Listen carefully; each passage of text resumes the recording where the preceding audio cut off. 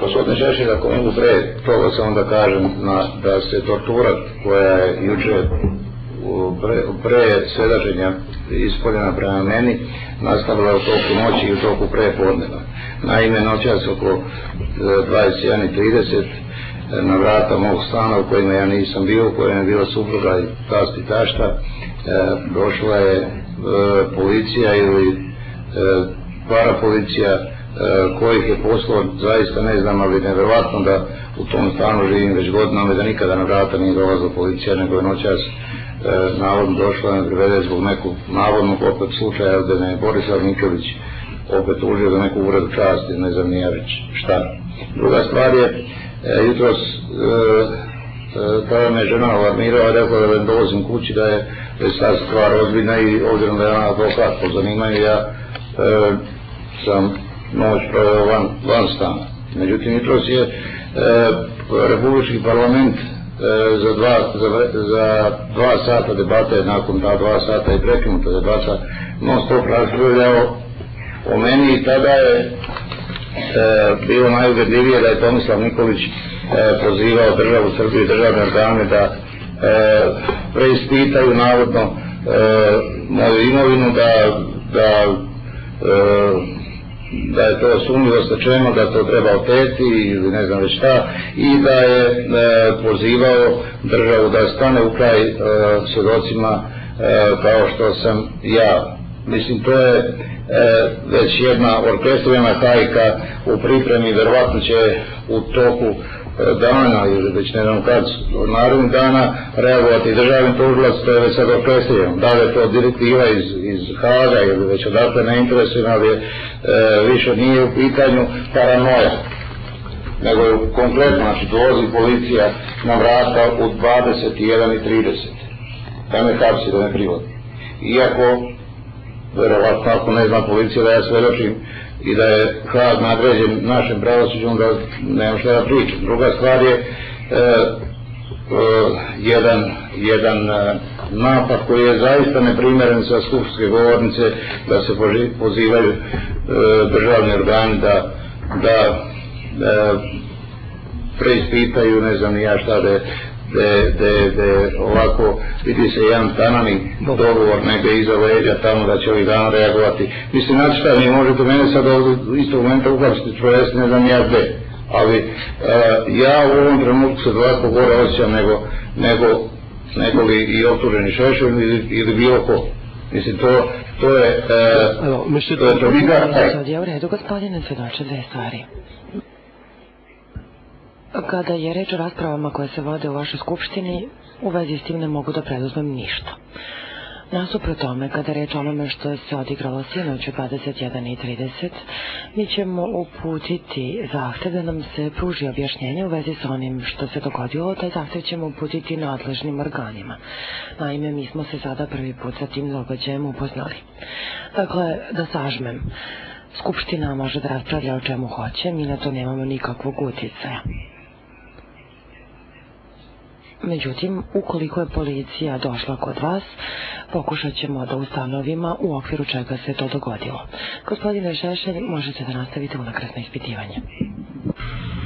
Gospodine Stefanoviću, vi i ja smo dugo u političkom životu Srbije i ja se nadam da vas ništa ovo ne iznenađuje što vam se sada dešava. Jeste li vi to očekivali kad ste te 2 godine odlučili da obustavite poslušnost Đinđiću i njegovim naslednicima i odbijete da lažno protiv mene svedočite? Jeste vi očekivali da ćete imati velike neprijatnosti? Gledajte, nema tu što očekujem, konkretno vam govorim sada.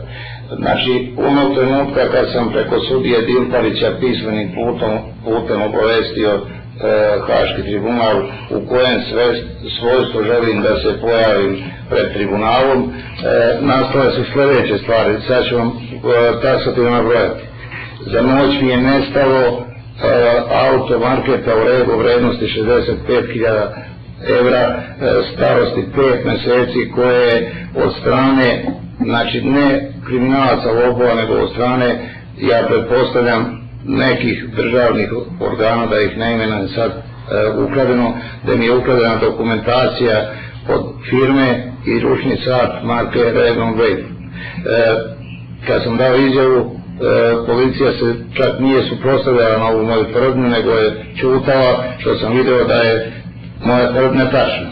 Nakon toga, kad dolazi prva supena koja je došla negdje prvi mjesec i pol dana, ne znam nije koliko, istog trenutka u moju firmu je došla kriminalna policija, znači koja se ovdje zove privredni kriminal, došla je financijska policija, došla je nekakva državna ne znam nija koja, došla tržišna inspekcija, došla je odjednom 17 kontrola, koje su me od jutra do prekostaja držali i odvlačile me od redovne djelatnosti. Ja nisam jednog trenutka mogao da posvetim se svom poslu, a pogotovo priprema za ovo svedočenje. U petak kad je ponovo došla druga supena, mada ne znam zbog čega je supena, jer nijednog trenutka nisam bežao od suda. Ja sam tada jednostavno, policija je došla u moju firmu i predala mi tu supenu i nije to da li ću, ja tek očekujem lavidu. Znači Tomislav Nikolić, zbog koga vi ste juče pričali tu činjenicu. Izvinite gospodine Šešelj, mogu da ovo je sad ozbiljna stvar, meni se sad radi u glavi ovdje, o porodici. Džaba im vam i kažete, tribunali procesi i ne procesi.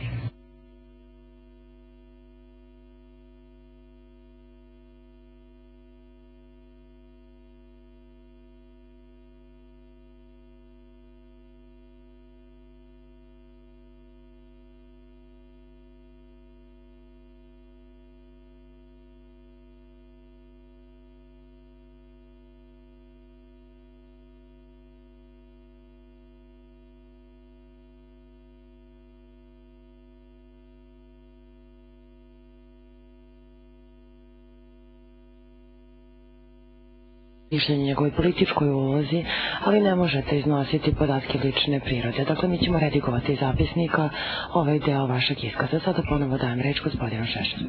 Gospodine predsjedavajući, ja sam hteo sada da stavim do znanja gospodinu Stefanoviću da ja nisam voljan da razgovaram na tu temu. Ali se apsolutno ne slažem i da vi redigujete zapisnik. Jer gospodin Stefanović ne govori onome što je on lično merio, nego što su novine pisale i šta je bilo skandalozno. I molim vas da ne redigujete zapisnik, jer suviše često redigovan zapisnik u ovom procesu. A zaista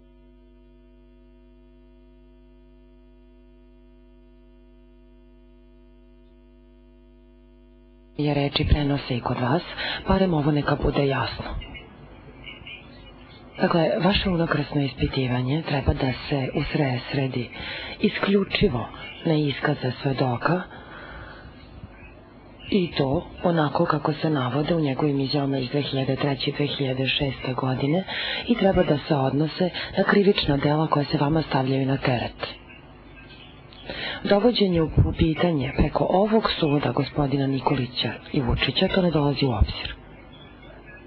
Dakle, nemojte koristiti ovaj sud kao sredstvo da poravnavate račune u svojoj zemlji. Mi svi znamo da ste bili na važnim, odgovornim političkim položajima, da ste bitna politička figura u svojoj zemlji, nije neophodno da se tome bilo što dodaje.